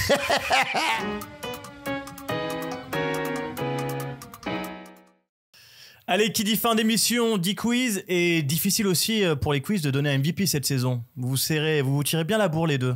Et je pense que j'irai sur Aaron Abautraite. Abautré. Non, Abautraite. Abautraître. Non. Voilà. Et je dénonce devant la caméra, j'en ai rien à faire. Je pète un câble. Abautraître. Abautraite. Mon grand-père, il serait ravi de t'entendre. Il n'est plus là pour t'engueuler. Bonne ambiance, hein. Ça va Théo? Bien installé? Ça va à la fin. Mais oui, bien installé. Tu es très bon sur les quiz et je suis content que tu sois là pour les challenger un peu. Je pense que c'est l'un des invités qui en prend le plus. Ouais, il est très bon. Pour ce quiz, notre nouveau stagiaire m'a aidé, Ayman. Il allait me chercher des J'ai déjà spécial MVP. Vous connaissez tous les MVP, évidemment. Dave Coens. Le but, ça va être de les trouver. Vous n'aurez qu'une réponse à donner, d'accord? Vous connaissez les J'ai déjà, je dis phrase par phrase. Ah, on aime. Ne vous pressez pas. Et il y en a 4 à trouver, c'est assez rapide. Et j'ai déjà été MVP. Ah lol. Et j'ai déjà gagné un titre NBA avec une légende de la NBA à mes côtés. Et j'ai déjà joué pour 9 franchises. Oh 9 franchises. Et j'ai déjà détenu le record du nombre de rebonds offensifs avant d'être dépassé par l'actuel détenant du record, Dennis Rodman. Wow, 9 franchises. Et j'ai déjà gagné le MVP dans 2 franchises différentes en back-to-back. Moses Malone. Moses Malone. Attends, mais tu sais que je l'ai depuis le début, Moses Malone, mais je savais pas qu'il a fait 9 franchises. Ah, ça, je savais pas C'est du tout, hein. NBA compris peut-être. Ah ouais. On fait confiance Ok. à Ah oui, Yann, ok. évidemment. J'avais Moses Malone depuis le début. Bah ouais, mais 9. Mais je me dis, en fait, c'est les 9 franchises qui m'évoquaient bien. Ouais. Bonne info. Bravo Thomas. On enchaîne. J'ai déjà été MVP. Et j'ai déjà fait partie du top 20. Scoreur, rebondeur, intercepteur et contreur. Et j'ai déjà gagné une médaille olympique. Ah, Hakim. Non, tu Ah, sors. j'ai tenté. Éliminé. Tu dégages. J'ai tenté. Et j'ai déjà pris ma retraite dans la franchise qui m'a drafté. Kevin Garnett. Kevin Garnett, bravo. Bravo, Erwan. On enchaîne. J'ai Bravo, Erwan, bravo. déjà été MVP à nouveau. Et j'ai déjà joué pour 6 équipes différentes pour un total de 19 saisons dans la ligue. J'ai déjà dépassé la barre des 60 points. Et j'ai déjà gagné le titre dans 2 franchises différentes. Shaquille O'Neal. Ah oui, Bravo. évidemment. Faut tenter, vous avez 60 points, j'y vais. Et on se termine avec le dernier qui a déjà été MVP, qui a déjà remporté plusieurs fois le titre de meilleur scoreur de la saison. Il a déjà inscrit 38 points en une mi-temps de playoff. Michael Jordan. Non. Oh, je l'ai tenté. Et j'ai déjà dépassé les 20 000 points en carrière et je suis le 2e plus jeune joueur à l'avoir fait. Iverson. Kevin Durant. Kevin Durant, bravo Thomas, Belle super. Belle mise en bouche. On passe au qui suis-je? Et je n'ai jamais été MVP, je vous le dis. Je suis né le 3 avril 1981. J'ai donc 42 ans et j'ai quitté les parquets NBA en 2013. Dans ma carrière, je peux me vanter d'avoir été champion. Mais, commençons par le commencement. Comme pas mal de joueurs de ma génération, je ne passe pas par la fac. Alors, on t'entend moins. Après... C'est un énorme indice, ça. Mais oui. Il est terrible. hein, C'est mais- terrible, en fait. Allez, C'est un énorme indice. Très bien. allez, hein. Après avoir fait mon lycée du côté de Washington, je me présente à la draft 2000, où je suis drafté à la 23e position par le Utah Jazz. Attends, le jazz du temps. Utah Jazz. Putain, Deshaun Stevenson. Arrête, en 2000. 2000. C'est Deshaun Stephenson. Stevenson. C'est vrai, c'est lui C'est Deshaun Stephenson. Bravo. Allez, pas d'indice, mes frères. Le gars, il avait dit je prends un mec qui n'est pas passé par la fac, je vais te baiser. Mais gros, c'est un indice de ouf. J'ai pas choisi le joueur, évidemment. Il n'était pas passé par la fac, en effet. Donc c'est bien lui. Et c'est bien lui, bravo Erwan. C'est le plus nul quiz, on sait pas si c'est lui, c'est vraiment lui. Ben c'est lui, bien sûr. Ah bah bravo, Erwan. hein. Écoute, j'ai bien la mort. Merci, Ayman. Il y a la haine parce qu'il. En fait, on va expliquer pourquoi il y a la haine que j'ai trouvé tôt parce qu'ils écrivent de manière plutôt. Vous voyez, commençons par le commencement. Voilà, il écrit des pavés, mon gars, je le retrouve en 10 secondes. Voilà, bravo, merci. Vive la vie. Stephenson, j'ai même pas le temps de Attends, raconter Stephenson, sa En vie. 2000, c'est tôt, non Non, Tu mais vois, il est plus vieux que moi. Non, si. Il a 42 ans, je veux J'ai dire. compris, mais ça m'a paru tôt. Je crois que c'était en 2003, tu vois. Bravo, Erwan. Non, drafté en 2000. Bravo Erwan. On va surtout dire bravo à Théo d'avoir encore régalé pendant l'émission. Bravo Théo. La semaine prochaine, Théo, le MOOC. Je vais te parler, sinon je parle dans celui-là. La semaine prochaine, le MOOC qui sort, qu'on peut retrouver comme d'habitude sur le site pour le commander. Ouais, il est déjà disponible en précommande. On peut le commander sur Basket Session dès maintenant. Ah ben, parfait. Donc vous savez, vous en avez l'habitude. C'est le MOOC combien maintenant 14. Wow, tu sais que je les ai tous dans mon. Tu sais, je me fais une belle collection. Je t'enverrai une belle photo d'ailleurs. Ouais, avec plaisir. Mais je commence à avoir plus de place. Il va falloir que je mette des étagères. Merci Tom. Merci, Théo. Merci Thomas. Merci à Merci toi. Polo. Merci Jérémy. Merci Aymen. Merci Léo pour la palette. Et merci à tous ceux qui nous suivent sur les réseaux First Team. Restez bien avec nous. On vous le répète. Mais là-bas, la caméra. Là, c'est là Bah oui, c'est. On vous le répète. Bah, c'est vert normalement. On comme ça. compte. C'est la preview, le vert. Putain. Mais en fait, Rouge. à ESPN, c'est l'inverse. Mais après, honnêtement, on vous dit pas des conneries. Dans 2 semaines, 3 semaines, on a une annonce Aïe, aïe, aïe. exceptionnelle à vous faire. Il en fait trop, c'est nul. Je rigole, c'est un peu ouf. Récupérer les droits de la Nationale 3 poule B, c'est t'emmerdes quoi. Non. Allez, soyez bien avec nous, on se retrouve lundi pour la libre antenne, on va se régaler. Ciao les copains, bon week-end.